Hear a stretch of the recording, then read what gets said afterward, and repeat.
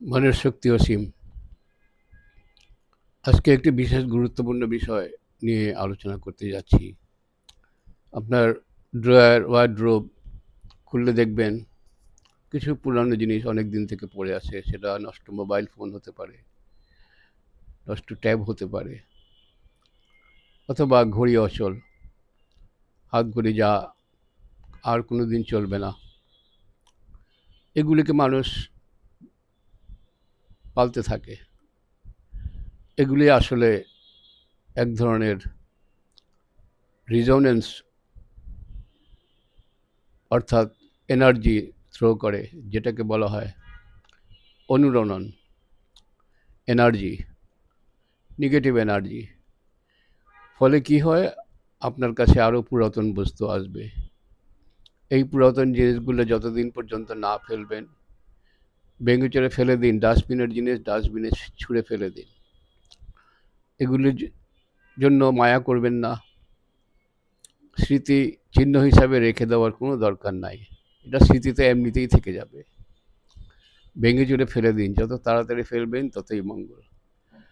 আসলে মহাবিশ্বের একটি নিয়ম আছে। মহাবিশ্ব ঝকঝকে জায়গায় নতুন নতুন বস্তু আরও নতুনকে আকর্ষণ করে, পুরাতন আরও পুরাতনকে আকর্ষণ করে। ফলে দেখা যাবে যে আপনার নতুন মোবাইল ফোন বা নতুন ঘড়ি অচল হয়ে গেছে।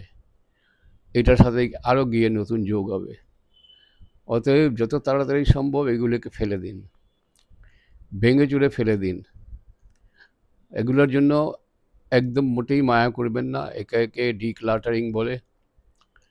অনেকের স্টোর রুমে অনেক একেবারে অব্যবহৃত বস্তু দীর্ঘদিন, দিনের পর দিন অনেকে ফেলে রাখেন।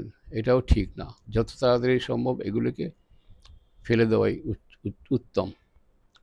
ডাস্টবিনের জিনিস ডাস্টবিনে তার জায়গা হওয়া উচিত। ভেঙে চেরে ফেলে দিন। মায়া করবেন, পস্তাবেন।